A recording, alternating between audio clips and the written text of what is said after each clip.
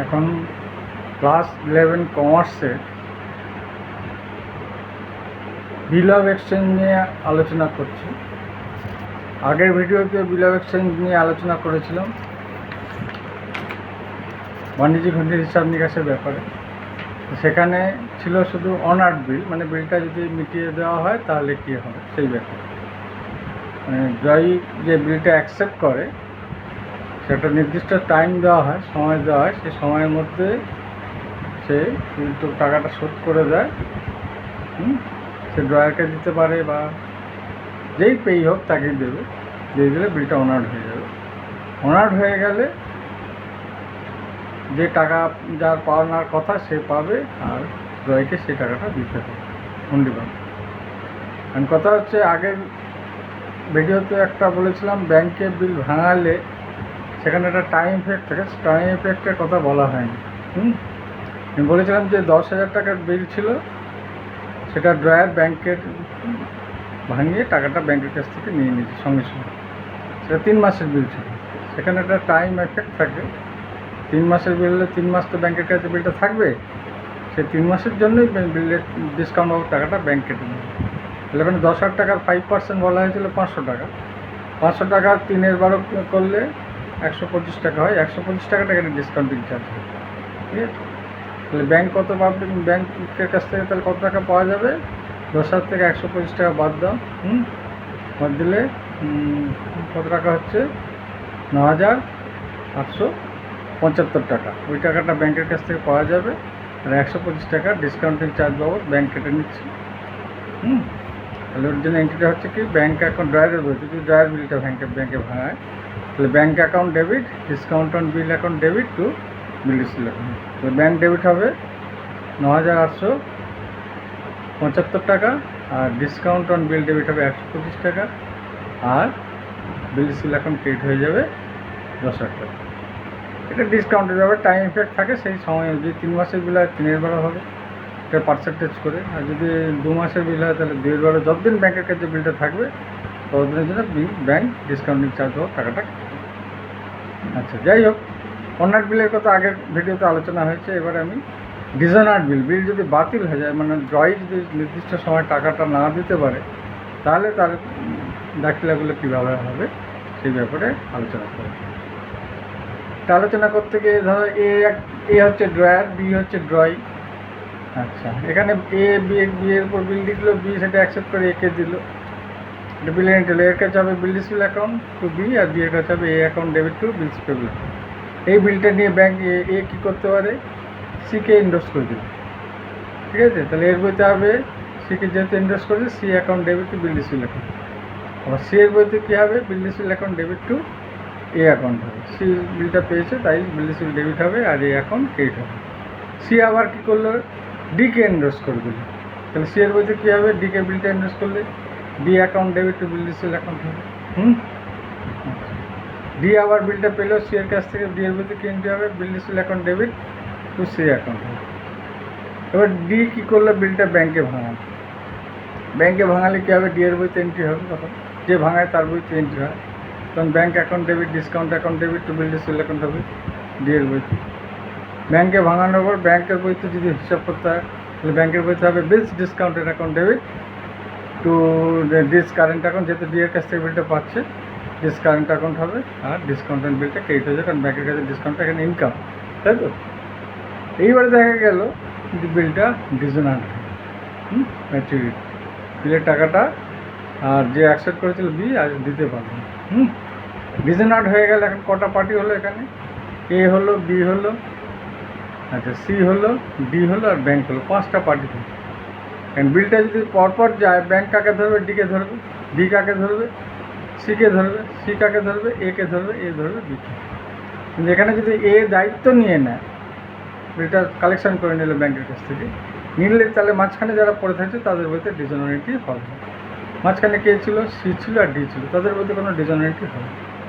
হবে কার বইতে হবে? ব্যাংকের কাছ থেকে বিলটা নিয়ে নিল, তাহলে এর বইতে হবে, ব্যাংকের বইতে হবে, আর বি এর বইতে ডিসঅনারিটি হবে, ঠিক আছে? যেহেতু এ দায়িত্ব নিয়ে নিয়েছে, ব্যাংকের কাছ থেকে সরাসরি বিলটা তুলে নিয়েছে, মাঝখানে যারা ছিল তাদের বইতে আর ডিসঅনারিটির জন্য কোনো এন্ট্রি করতে হবে না, তারা বিলটা যেহেতু যার যে ড্র করেছিল, যে লিখেছিল, সেই বিলটা কালেকশন করবে। ঠিক আছে, নিয়ে বিকে এসে ধরলো, বি টাকাটা পরে বিয়ের সঙ্গে সে বুঝে নেবে। ঠিক আছে, এইভাবে এন্ট্রিটা তখন হবে। মাঝখানে যারা পড়লো তাদের প্রতি ডিসঅন এন্ট্রি হবে। যদি এই বিলটা না তুলতো তাহলে পরপর ঘুরে আসতো বিলটা এইভাবে। ব্যাংক ডিকে ধরতো, ডি আবার সিকে ধরতো, সি আবার একে ধরতো, এ আবার বিকে ধরতো। এখানে একটা ব্যাপার আছে, এখানে ব্যাংক যদি বিল ডিসঅনার হয়, ব্যাংকের কাছে যদি বিল থাকে, ব্যাংক কিছু টাকা কেটে নেয়, নোটিং চার্জ বলে এটা। এই টাকাটা দেওয়ার দায়িত্ব মেনলি যার জন্য বিলটা ডিসঅনার হলো তার। কার জন্য বিলটা ডিসঅনার হলো? বিল টাকা দিতে পারলো না কে? বি। তো বিকে এই নোটিং চার্জটা বিয়ার করতে হবে। ওই জন্য যখন ডিসঅনার হবে, এন্ট্রি করার সময় বিলস পেয়েবল অ্যাকাউন্ট তো বিলস পেয়েবল আগে ক্রেডিট ছিল, বিলস পেয়েবল অ্যাকাউন্ট ডেবিট হবে বিয়ের বইতে, নোটিং চার্জ অ্যাকাউন্ট ডেবিট হবে। যত টাকা নোটিং চার্জ ব্যাংক কাটবে, আর যার সাথে সে বুঝবে, এর সাথে সে বুঝবে, এই অ্যাকাউন্ট ক্রেডিট হবে। ঠিক আছে, এইভাবে তার বইতে ডিসঅনার এন্ট্রি হবে। আর এর বইতে এন্ট্রি হবে, এ কার সাথে বুঝবে? এ তো বিলটা ব্যাংকের কাছ থেকে তুলে নিয়েছে, এ বুঝবে ব্যাংকের সাথে। হ্যাঁ, আর এই টাকা কার কাছ থেকে পেতো? বিয়ের কাছ থেকে পেতো। তাহলে বি অ্যাকাউন্ট ডেবিট হবে আর ব্যাংক অ্যাকাউন্ট এর বইতে ক্রেডিট হবে। এইভাবে হবে। আচ্ছা, এখানে একটা অঙ্কের ব্যাপারে আমি আলোচনা করছি, ঠিক এই টাইপেরই অঙ্ক ডিসঅনার বিল। এটা করলে মোটামুটি পুরো বিষয়টা পরিষ্কার হয়ে যাবে। 240 পেজে আছে, ইলাস্ট্রেশন 6। হ্যাঁ, 240 বসু অ্যান্ড বসুর বই। হ্যাঁ, এটা ইলাস্ট্রেশন 6। এই অঙ্কটা একটু আলোচনা করছি, তাহলে ব্যাপারটা পরিষ্কার হয়ে যাবে। এখানে অজয় ডিল করেছে, অজয় একটা বিল ড্র করেছে 5,000 টাকা অন বিজয়। ডাইরেক্ট বিল লিখেছে বিজয়ের উপর, নিশ্চয়ই বিজয়ের কাছে টাকা পেতে অজয়, ওই জন্য বিল লিখেছে। ও ডিউলি অ্যাকসেপ্টেড দি বিল, সঙ্গে সঙ্গে সে অ্যাকসেপ্ট করে নিচ্ছে। কে অ্যাকসেপ্ট করে নিচ্ছে? বিজয়। এবার অজয় কী করেছে? বিলটা নিয়ে সে এন্ডোর্স করে দিচ্ছে বিলটা। কাকে? সুজয়কে দিয়ে দিচ্ছে। সুজয় আবার সেই বিলটা এন্ডোর্স করেছে, তার কাছে যে টাকা পায় ক্রেডিটার, তার যে ক্রেডিটার মৃত্যুঞ্জয়, তাকে এন্ডোর্স করে দিচ্ছে। মৃত্যুঞ্জয় বিলটা কী করেছে? ব্যাংকে ভাঙিয়ে নিচ্ছে 4,900 টাকা দিয়ে। মানে বিলটা ছিল 5,000 টাকা, ও ব্যাংকের কাছ থেকে 4,900 টাকা, 100 টাকা ব্যাংক ডিসকাউন্ট চার্জ দেওয়া কেটে দিচ্ছে। On the date of maturity the bill being dishonour, বিলটা বাতিল হয়ে গেছে। বাতিল হয়ে যাওয়ার পরে এই বিলটা ব্যাংকের কাছ থেকে ডাইরেক্ট অজয় তুলে নিচ্ছে। সেটাই বলছে, was taken over by Ajay. Dishonour bill was taken over by Ajay. Dishonour হয়ে গেছে, তার বিলটা অজয় নিয়ে নিয়েছে ব্যাংকের থেকে। নোটিং চার্জটা ব্যাংক কেটে নিয়েছে 150 টাকা। এই নোটিং চার্জের দায়িত্বটা কিন্তু কার থাকছে? ড্রয়ের থাকছে, কারণ তাকে এটা দিতে হবে, কারণ তার জন্য বিলটা বাতিল হয়েছে। এবার এখানে এন্ট্রি করতে বলা হয়েছে, সবার বইতে করতে হবে। এখানে কে কে হলো পার্টি? প্রথম হলো অজয়, যে বিলটা ড্র করেছিল, লিখেছিল। ঠিক আছে, তারপরে আসছে বিজয়, যে অ্যাকসেপ্ট করেছিল বিলটা। তারপরে আসছে সুজয়, যে যাকে বিলটা এন্ডোর্স করা হয়েছিল, সত্যান্তর করেছিল। কে করেছিল? অজয় করেছিল। ঠিক আছে, তারপরে আসছে মৃত্যুঞ্জয়, সুজয়ের পাওনাদার মৃত্যুঞ্জয়। সুজয় যাকে বিলটা এন্ডোর্স করেছিল, পরপর দুজনের কাছে এন্ডোর্স হয়েছে। প্রথম গেল অজয়ের থেকে সুজয়ের কাছে, আবার সুজয়ের কাছ থেকে গেল বিলটা মৃত্যুঞ্জয়ের কাছে। মৃত্যুঞ্জয় কী করলো? ওর টাকার দরকার, সঙ্গে সঙ্গে সে বিলটা ব্যাংকে ভাঙিয়ে নিল। ব্যাংক সেটা ডিসকাউন্ট বাবদ কিছু টাকা কেটে নিল, নিয়ে ওকে বাকি টাকাটা দিয়ে দিল। এইবারে ম্যাচুরিটি ডেটে কী হলো? আবার ব্যাংকের বইতে সে তার জন্য এন্ট্রি হবে, যেহেতু ব্যাংক এখানে একটা পার্টি। ব্যাংকের ভিতরে এন্ট্রি হবে। ব্যাংক লাস্টে কী হলো? বিলটা যখন ডিসঅনার হয়ে গেল, তখন দায়িত্ব নিয়ে নিল কে? অজয়। ডাইরেক্ট বিলটা নিয়ে নিল ব্যাংকের কাছে, নিয়ে তারপর সে দাখিলাটা এখানে দেখা দিল। এখানে কীভাবে দাখিলাটা হবে সেটা আমি বলছি। প্রথম বিলটা ড্র করার জন্য অজয়ের বইতে এন্ট্রি হবে। অজয় বিলটা লিখেছিল, সেটা অ্যাকসেপ্ট করেছে কি? বিজয়। তো অজয়ের কাছে হবে বিল রিসিভ, আর বিজয়ের কাছে কী হবে? বিলস পেমেন্ট। এখানে পারচেস সেলের ব্যাপারে কোনো কিছু বলা নেই, ডাইরেক্ট বিল ড্র করেছে, তাই সেই জন্য ডাইরেক্ট বিল এন্ট্রি হবে। এখানে কী হয়েছে? অজয়ের কাছে হবে বিল রিসিভ অ্যাকাউন্ট, আর বিজয়ের কাছে হবে বিলস পেয়েবল অ্যাকাউন্ট। ও অ্যাকসেপ্ট করেছে, ও দায়বদ্ধ হয়েছে। এখানে বিল রিসিভটা হচ্ছে বিল পাচ্ছে কার কাছ থেকে? বিজয় অ্যাকসেপ্ট করে অজয়কে দিয়ে দিচ্ছে, তো অজয়ের কাছে এখানে বিল রিসিভ হবে। বিল রিসিভ এখানে মানে ডেটাস এগেনস্টে এটা পাওয়া যায়। ডেটাস এখানে যেহেতু এখানে অ্যাকসেপ্ট করে ওকে দিয়ে দিয়েছে, তো বিলটা পেয়ে গেলে বিলটা অ্যাসেট হয়ে গেল কার কাছে? অজয়ের কাছে। তো বিল রিসিভ অ্যাকাউন্ট ডেবিট হয়ে গেল, আর বিজয় অ্যাকাউন্টটা এখানে কেটে গেল, বিজয় ক্রেডিট হয়ে গেল। বিজয় সেটা অ্যাকসেপ্ট করে কাকে দিয়েছে? অজয়কে দিয়েছে। তাহলে অজয়ের বইতে হলে বিল রিসিভ অ্যাকাউন্ট ডেবিট, টু বিজয় অ্যাকাউন্ট। বিজয়ের কাছ থেকে যদি পেয়েছি বিলটা, তাই বিজয় অ্যাকাউন্ট এখানে ক্রেডিট হচ্ছে। যে অ্যাকসেপ্ট করেছিল সে হচ্ছে বিজয়। সে হচ্ছে তার কাছ থেকে পেয়েছিল, সে হচ্ছে কাস্টমার, সে কাস্টমার মানে অজয়ের কাস্টমার বিজয়, সে ক্রেডিট হয়ে গেল।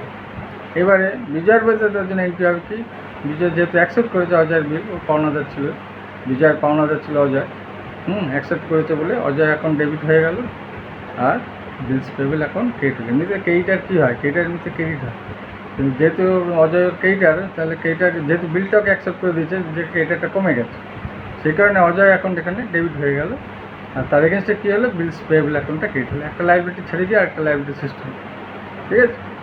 এই যে Ajay account debit to bills payable হলো। আচ্ছা, এইবার এই বিলটা অজয় কী করলো, সুজয়কে এন্ডোর্স করে দিল। ওই তারিখে এন্ডোর্স করে, যে তারিখে বিলটা পেয়েছিল সেদিনে এন্ডোর্স করে দিল। এন্ডোর্স করার সময় অজয়ের বইতে এন্ট্রিতে হবে কি, সুজয়কে যেহেতু দিয়েছে, সুজয় ওর কাছ থেকে টাকা পেত, অজয়ের কাছ থেকে টাকা পেত, সমপরিমাণ টাকা পেত, সেই টাকাটা না দিয়ে ওকে বিলটা দিয়ে দিল। তাহলে এন্ট্রিটা হলো কি, এটাকে বলে এন্ডোর্সমেন্ট অফ বিল। তাহলে Sujoy account debit to bill ডিসপিল অ্যাকাউন্ট হলো অজয়ের বিল। আচ্ছা, এবার সুজয় আবার সুজয়ের বইতে একটা এন্ট্রি করতে হবে। সুজয় বইতে এন্ট্রি হবে, সুজয় বিলটা পাচ্ছে, তাই বিল ডিসেল অ্যাকাউন্ট ডেবিট এটাতে আছে তোর কাছে, তাই তো। তাহলে বিল ডিসেল অ্যাকাউন্ট ডেবিট হবে, আর কে দিচ্ছে, অজয় দিচ্ছে, যে দিচ্ছে সে ক্রেডিট হয়ে যাবে ওর কাছে। বিল ডিসেল account debit to Ajoy account হলো সুজয়ের বইতে, যেহেতু সুজয় বিলটা পাচ্ছে তাই বিল ডিসেল ডেবিট হলো, আর মানে একটা অ্যাসেট এসে গেল ওর কাছে, আর কে দিচ্ছে, যে দিচ্ছে সে ক্রেডিট হয়ে গেল, অজয় ওকে দিয়েছে, অজয় ক্রেডিট হয়ে গেল। এবার সুজয়ের কাছে আবার টাকা পেতো, ওর একজন পাওনা দিচ্ছিল, সে হচ্ছে মৃত্যুঞ্জয়, একই টাকা পেতো, সে আবার মৃত্যুঞ্জয়কে এই বিলটা দিয়ে মানে এন্ডোর্স করবে, সেও এন্ডোর্স করবে।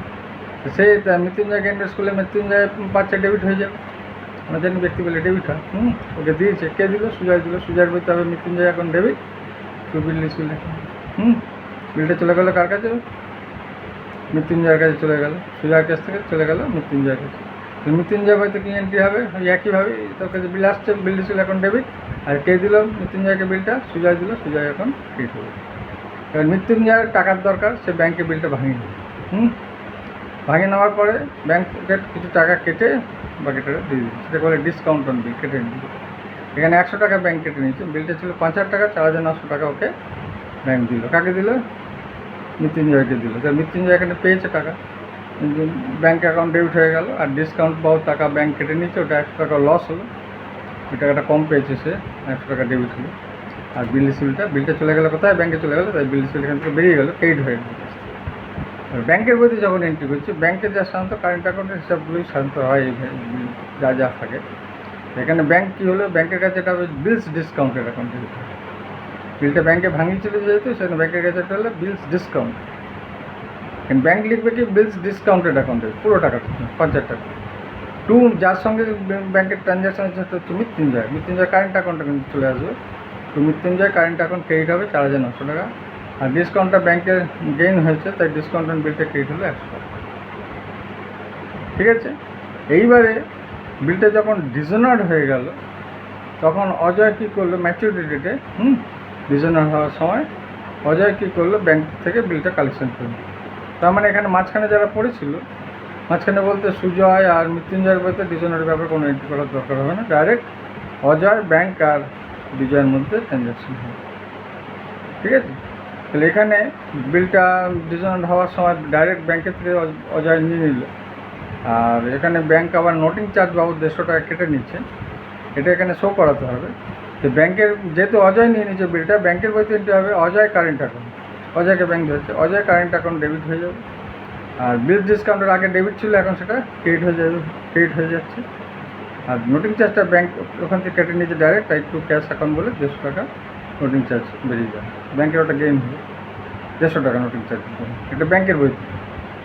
এবারে সেটা অজয়ের বইতে কী হবে, অজয় কার দুজনের মাঝখানে পড়ে গেছে, কার মাঝখানে, বিজয় আর ব্যাংকের মাঝখানে পড়ে গেছে, কারণ ওর কাছে বিজয় হবে দেনাদার আর পাওনাদার হচ্ছে ব্যাংক, তাই এখানে বিজয় অ্যাকাউন্ট ডেবিট হবে আর ব্যাংক অ্যাকাউন্ট ক্রেডিট হবে পুরো 5,150 টাকা, নোটিং চার্জ 150 টাকা ব্যাংক এক্সট্রা নিয়ে নিচ্ছে, যেহেতু বিলটা বাতিল হয়ে গেছে, ব্যাংক হ্যারাস হয়েছে, 150 টাকা এক্সট্রা কেটে নিচ্ছে।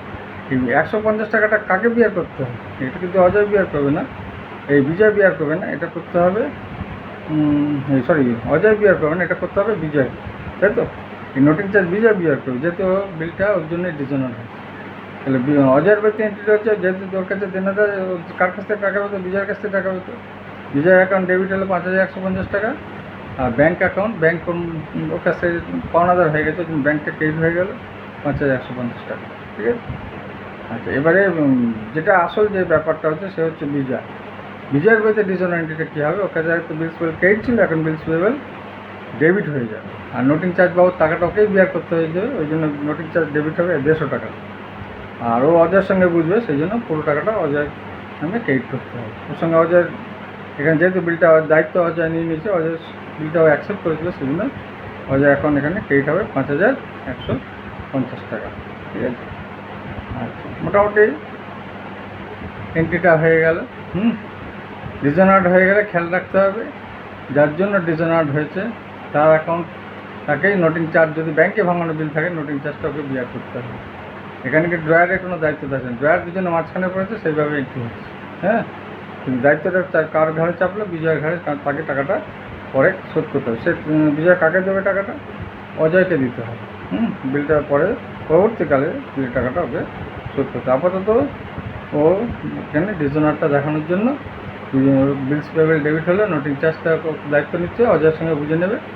অজয় এখন পুরোপুরি 5,150 টাকা ক্রেডিট হবে। তাহলে এটা মোটামুটি এটা হলো। ডিসঅনার্ড হলে কী হবে খেয়াল রাখতে হবে, যে যদি অ্যাকসেপ্টার যে বিলটা অ্যাকসেপ্ট করে তাকে টাকাটা দিতে না পারলে সে কী হবে, সে বুঝে নেবে ড্রয়ারের সাথে। ড্রয়ার তারপরে ওর সঙ্গে নতুন করে বিল দেবে, না পরে টাকা কবে দেবে সেটা ওর সঙ্গে আবার নতুন করে হয়তো বিল লিখতে হতে পারে, সেই জন্য। হ্যাঁ, মাঝখানে যারা পড়ে গিয়েছিলো তাদের মধ্যে ডিসঅনারের ব্যাপারে কোনো এন্ট্রি না, তো ব্যাংকের সঙ্গে বুঝে নেবে কিনা অজয়, যেহেতু ব্যাংক বিলটা অজয়ের কাছে দিয়েছে। অজয়কে বুঝে নিতে হবে, অজয় আবার বিজয়ের সাথে বুঝে নেবে। ঠিক আছে? মোটামুটি এইভাবে এন্ট্রিগুলো হবে ডিসঅনার ব্যাপারে। আশা করি এটা বোঝা গেছে। হ্যাঁ, বুঝছে না বলে পরে আবার একটা ক্লাস নেবো ডিসঅনারের ব্যাপারে, তখন আরও ভালোভাবে বোঝা যাবে। তুই অবধি থাক, ঠিক আছে? যদি কোনো অসুবিধা হয়